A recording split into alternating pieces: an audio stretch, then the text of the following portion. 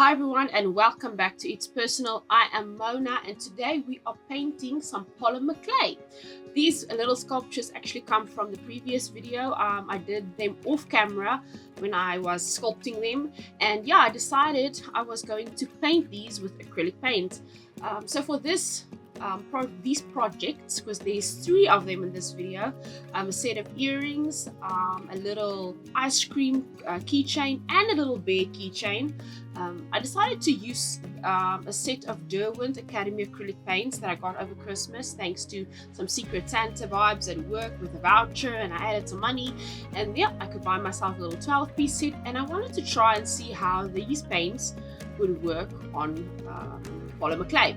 Now, I will be honest, as I usually am when it comes to these things, I was struggling a bit. I'm not sure whether it was a combination of me not having the correct skills for this, or if I was missing something, or there was some kind of reaction. But for some reason, the paint on top of the polymer clay kept being sticky. It was being weird. So how I did this was I would paint one layer on the earrings, put it aside, paint the ice cream, put it aside, paint the little bear, and then I would start the cycle all over again. That's why you guys will see the color palette on these three projects are a lot the same, because I was reusing the paint in different shades to not waste it, but to keep like an overall color theme for these projects.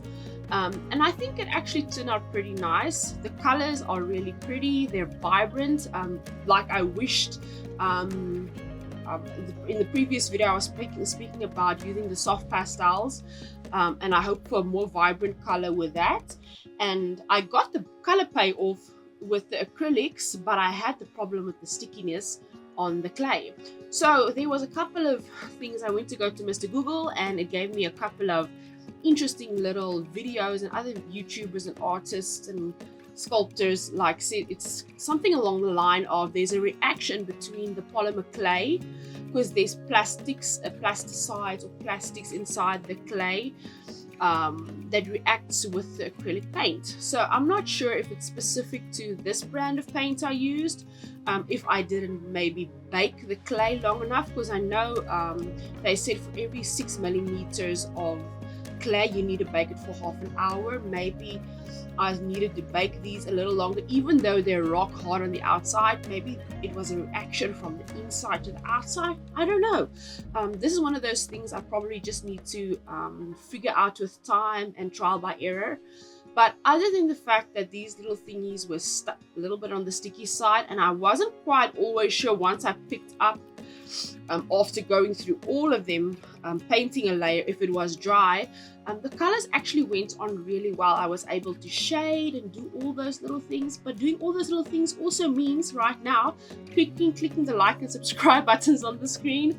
I'm going to put photos up from these three little projects alongside the project from the previous video, and you guys can go and tell me which do you prefer better. Do you prefer the soft pastels, or do you prefer actually prefer the acrylic painted ones? I'm gonna catch you too. I'll tell you by the end of the video. But yeah, where was I?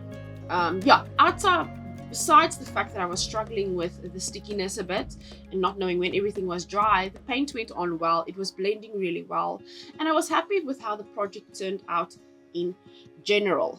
Okay, so I wanted to give you guys a little bit of a correction from a little mental error I made in the previous video. You know, sometimes when you rewatch something, you realize, ooh, that was a bugger up, that was a mess up.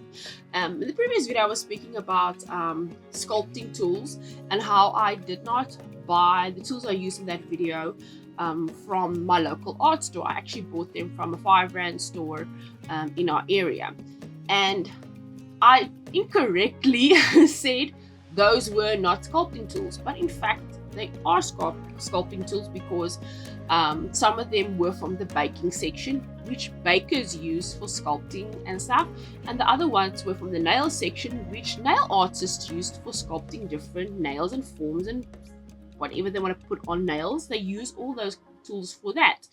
So technically all of it is sculpting tools. In the moment, my brain was just focused on the fact that they were not initially designed for this specific project, but they work just as well when you sculpt with polymer clay. So yeah, that's just my little tidbit of realization and having a light bulb moment afterwards. Yes, so for this little, oh, we skipped over to the teddy bear. Oh, this was fun. This little teddy bear actually looks like, what do they call it? You find them in Australia. Who's going to correct me? Someone needs to correct me in the comments because I can't remember what they're called now. But it's not panda, koala bear. That's the thing. It's a koala bear. Now, initially, someone told me, a friend of mine told me, oh, that looks like a koala bear. I was like, ooh, okay, but I didn't paint it as a koala bear. I painted it as a teddy bear. I think it's because it has a nose that is kind of the same shape as the koala. And yeah, well, this is now a very special little brown bear / koala bear with a big heart on its chest. It took me a little while to get this little bear painted because I was kind of struggling with the shadowing bit and getting all the highlights in the right places. What you don't realize when you sculpt small things like this is that when you need to paint it, for example, it becomes really difficult to get into all the little crevices and little angles. And you know, when you're sculpting, it's cool because it looks beautiful and all the shapes are in place, but then you need to paint it and get into all the little spots. And my hands are pretty big for that, so you can see the scale of these little items. I think I dropped one of those donut earrings at one stage and it kind of almost rolled off the desk as I was trying to paint it because I was trying to not touch the wet parts but also flip it around to get onto all the crevices and edges and for shading and stuff.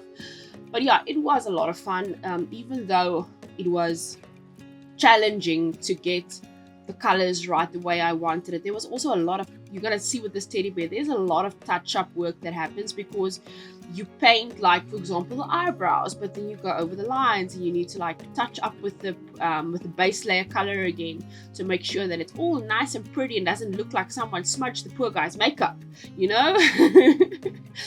But it was a lot of fun. This little teddy bear came out pretty cute. I think I'm proudest of that little heart that is on his chest. I'm going to paint that in a couple of seconds and give it some definition and make it like pop out, being like this really red pink heart on its chest, and it's proud. This was actually a really nice experience, trying polymer clay for the first time and then also painting it and realizing that I kind of like using both of the ways to color the clay. If you paint it, you've got more control, you can put in more detail.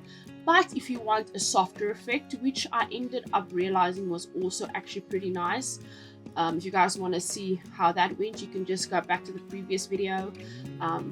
Soft pastels do have a good place when you're working with polymer clay. I think it would be better if you've got the mixed colors or different colors of clay to work with. You can only use the pastels for highlighting, but it is very possible to color your clay.